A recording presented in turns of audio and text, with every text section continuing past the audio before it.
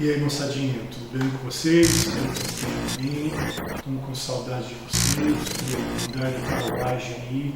Graças ao nosso bom Deus, logo a gente vai estar todo mundo junto, conversando presencialmente aí na sala, né? E matando a saudade.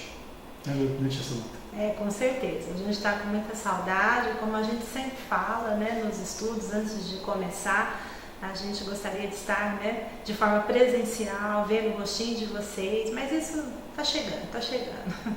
Boa noite, viu? Um beijo para vocês, espero que vocês estejam bem, tá bom? Bom, a gente vai falar sobre um estudo que a gente trouxe para vocês. É um estudo profundo, mas que a gente não vai aprofundar como a gente sempre fala. A gente vai... eu acho importante já instruir vocês. Vocês têm capacidade tanto intelectual quanto espiritual para poder entender o assunto que a gente vai tratar hoje, que é sobre a Trindade. A gente vai falar, apesar dessa palavra não estar mencionada nas Escrituras, Deus se revela dessa forma. A gente vai explicar sobre isso. A tia Samanta quer fazer um comentário frente ao estudo passado, antes da gente iniciar o estudo de hoje. Ela vai falar uma ressalva. Eu quero fazer uma pequena ressalva, apesar, né, dos estudos serem seguidos, não tão seguidos, porque às vezes, né, os vídeos, eles colocam um vídeo da tia Samanta e do tio Marco, depois um do tio Rodrigo, mas é só do vídeo que finalizou a história de José, né, dos heróis da fé. No finalzinho, né, quando a tia Samanta citou, né, a questão de que José pediu para que, né, segurou o Benjamim, né, lá, porque ele queria ver, né, como que os irmãos dele iam agir. Então a tia citou o nome do irmão, né, que se colocou à frente, né, que ficaria no lugar de Benjamim. Falei Rúben, mas não era Rúben, viu, gente? Era Judá. Né? Tanto que foi Judá que falou com Jacó e convenceu Jacó e falou que se responsabilizava por Benjamim. Então vocês desculpam a tia, porque são tantos nomes, né? Eram tantos irmãos, então às vezes pode acontecer. A tia também é humana, ela é. Então eu não podia deixar de fazer essa pequena ressalva, tá? Não foi Rubem, porque eu também assisti o vídeo depois, mas era Judá, tá bom? É isso aí. Vocês lembram, a gente perdoa, a gente erra mesmo. Isso que a gente sempre fala, é importante, né? Uma ressalva, claro que a mudança do nome em si não vai interferir na história, mas é importante saber de forma correta. Então, sempre que possível, vocês mesmos estudam, quando a gente passa tudo para vocês, a gente gostaria que vocês se aprofundassem também no conhecimento da palavra, para saber manejar bem essa palavra. Então, o estudo de hoje é referente à Trindade. Como eu já fiz uma leve introdução, a palavra Trindade não consta na palavra de Deus, não consta nas Escrituras, mas Deus se manifesta dessa maneira, né? A gente não pode entender que o que seria a Trindade, né? A Trindade são três pessoas distintas, né? Deus Pai, Deus Filho e Deus Espírito Santo. São três pessoas distintas coexistindo numa única pessoa. Para a gente, para nossa mente humana, às vezes é complicado entender isso, nossa mente finita, né? Como é que um pode ser três ao mesmo tempo? Mas é assim que Deus é. Deus Pai é uma pessoa, Deus Filho, Jesus é uma outra pessoa e o Espírito Santo é outra pessoa, né? Mas é um único Deus. Nós somos, nós cristãos evangélicos, né? Cristãos de todas as formas, mesmo os católicos, como os evangélicos. Nós fazemos parte da religião daqueles que acreditam em um só Deus, os monoteístas, né? Assim como os judeus e os muçulmanos também. Claro que cada um dentro da sua doutrina, né? Então, a Trindade, ela, apesar de serem diferentes pessoas, são o mesmo Deus, é um único Deus. Em Deuteronômio 6:4 diz assim: cremos em um único Deus. Em Efésios 4:5, há um só Senhor. Então, assim, a gente percebe que essa divisão das pessoas de Deus, né, de Deus, a gente percebe isso no batismo. Porque como é que é feito o batismo? No batismo a gente batiza a pessoa que aceita Jesus em nome do Pai, do Filho e do Espírito Santo. É o único Deus, mas de três maneiras. Na bênção apostólica ocorre a mesma coisa, né? A bênção apostólica também é em nome de Deus Pai, do Filho e do Espírito Santo. Então, assim, a gente percebe, talvez uma forma mais real, mais concreta de a gente poder visualizar como Deus se manifesta, né? Deus Pai, Deus Filho e Espírito Santo, é no batismo de Jesus. Quando Jesus está sendo batizado, Jesus está lá, Jesus Filho, está sendo batizado, vem uma voz que fala: "Este é meu Filho amado em quem me comprazo." Essa palavra comprazo, para quem não sabe, é que eu me alegro, né? Esse é o significado da palavra, tem prazer, né? A palavra comprazo. E ao mesmo tempo, então, temos Jesus, a voz que vem do céu dizendo: "Esse é meu Filho amado", e o Espírito Santo descendo em forma de pomba sobre Jesus. Então a gente vê os três se manifestando e são o mesmo Deus. E é importante também dizer, né, que a questão da Trindade, né, ela não é citada apenas no Novo Testamento, mas também, né, muito antes, né, do nascimento de Jesus, né, isso já se tornou real, porque Jesus sempre existiu, né, não só depois que ele se fez homem, ele sempre existiu, junto com o Pai. Em Miqueias 5:2, tá, né, a gente gosta de fazer as citações para que vocês, né, possam meditar na palavra, diz lá: "Ele é desde o tempo da eternidade." Em Apocalipse 13:8, o Cordeiro de Deus morreu desde a fundação do mundo.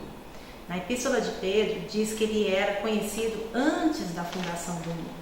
Então a gente tem que lembrar que antes dele ser homem, dele vir, né, como homem, ele era o Verbo de Deus. E no princípio ele estava com Deus. E tudo foi feito através, né, dele. E sem ele nada se faria. Gênesis 1:26 fala: Deus diz: "Façamos o homem conforme a nossa imagem e a nossa semelhança." Aí aquela, né, na primeira pessoa do plural, né, ele se colocando nós, né, esse nós, Deus Pai, Deus Filho, Deus Espírito. Em Gênesis 11 também fala: "Desçamos ali e confundamos a sua língua", né, quando fala da Torre de Babel. Então a gente tem que entender que apesar, né, da pessoa da Trindade ser distinta, né, ou seja, ter Deus Pai, Deus Filho, Deus Espírito Santo, né, eles são um só, né, juntos eles são um só. A gente já percebe a pluralidade de Deus, né, como Deus é, né, desde o princípio. Ele falou: é difícil para a gente entender isso, né, peçamos, façamos a nossa imagem conforme a nossa semelhança. Como é interessante, né, como o nosso Deus ele é complexo, né, interessante.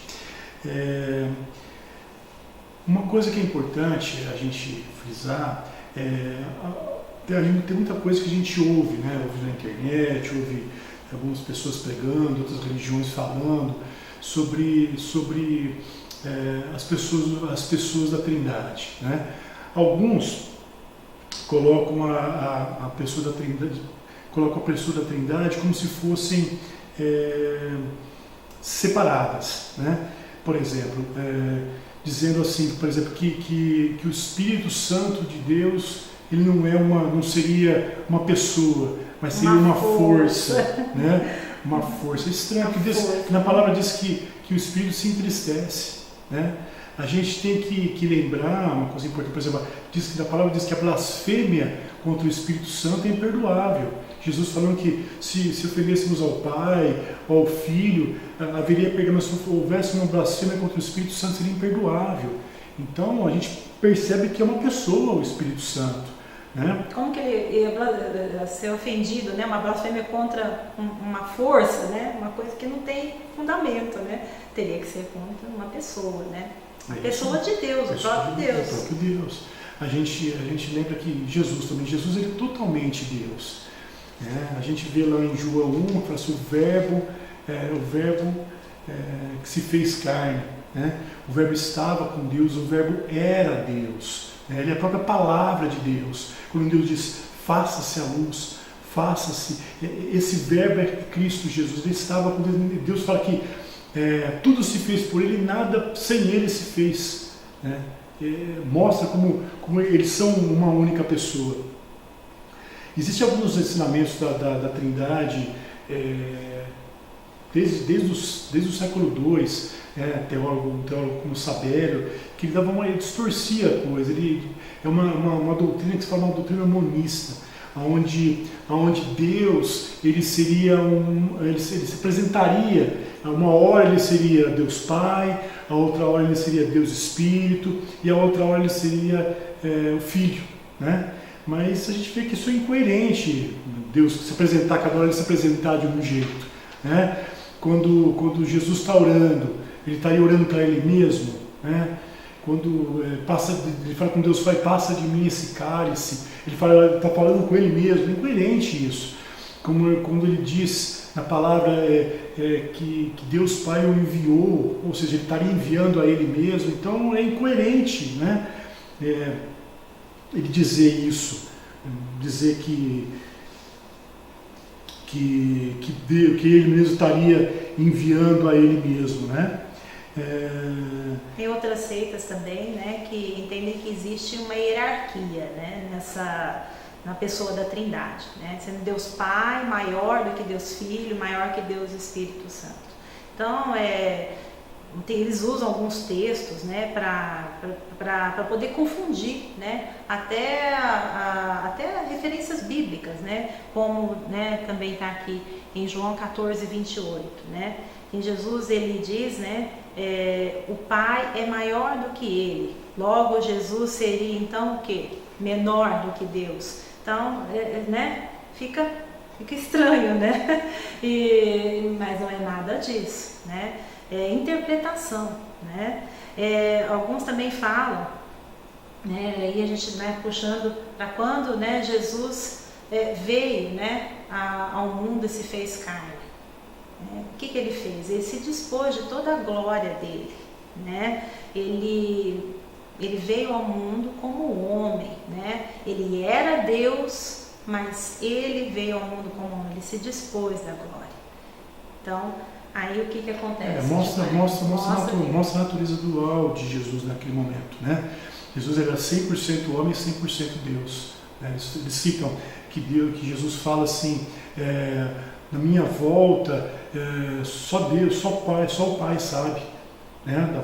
Dizendo que Jesus não seria onisciente. Ninguém sabe, né? Quando ele está aqui, ele fala, né, da segunda volta dele, que a hora ninguém sabe. Naquele momento ele era homem, ele estava como homem, mas quando ele ascendeu aos céus com o corpo glorificado, é lógico que ele teria ciência, ele tem ciência de quando será essa segunda volta.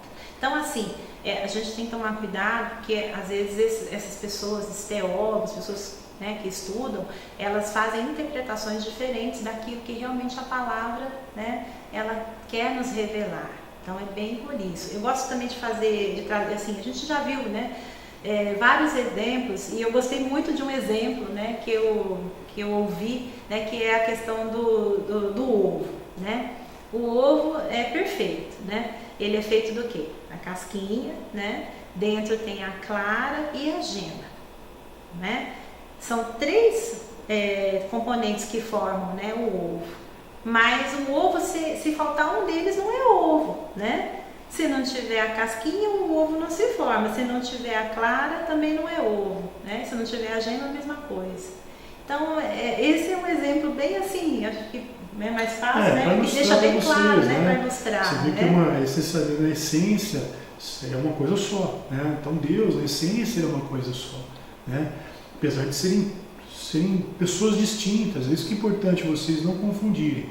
Imaginar que Deus Pai é maior do que Jesus, ou que o Espírito Santo é maior que Jesus é maior que o Espírito Santo, ou que cada hora ele se apresenta de uma maneira. Não. Deus é um único Deus, né? São pessoas distintas, né? A gente lendo a palavra, tem vários versículos que a gente poderia falar sobre isso, né? Mostrando, lembra no comecinho lá, quando Deus está formando a terra ainda, falava que Deus fala que o Espírito de Deus parava sobre a face do abismo. E como eu já comentei, que eu falei que Deus começou a formar o mundo, ele disse, faça-se a luz.